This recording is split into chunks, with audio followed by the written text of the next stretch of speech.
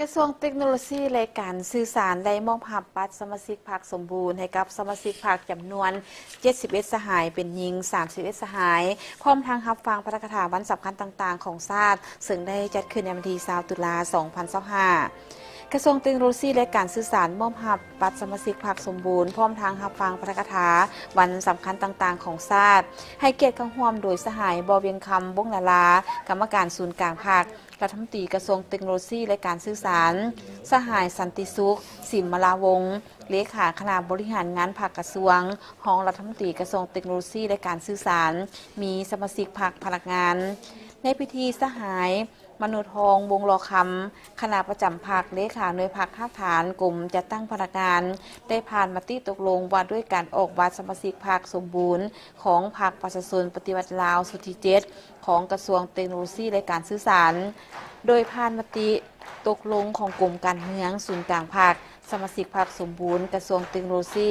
ได้รับบัตรครั้งนี้มีจำนวน71สหายเป็นหญิง31สหาย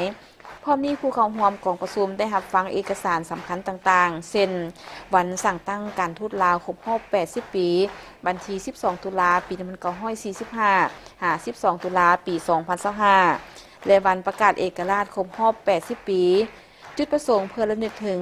วันประกาศเอกราชและวันสั่งตั้งการทูตลาว12ตุลา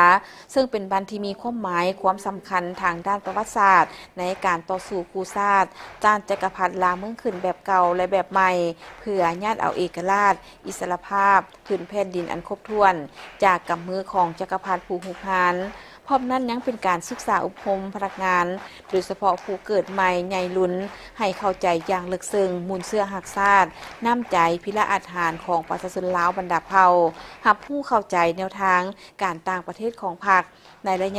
นแต่ละระยะอย่างลึกซึ้ง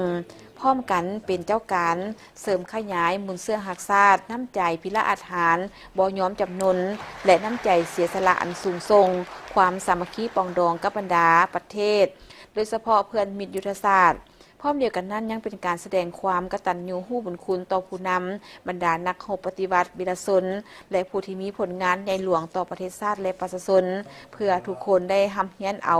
คุณงามความดีและเสริมขยายมูลเสื้ออันดีงามเข้าในการฝึกฝนหล่อหลอมตนเองและพันขยายเข้าในการปฏิบัติหน้าที่เวียกงานของตนตามการมอบหมายให้ประสบผลสำเร็จ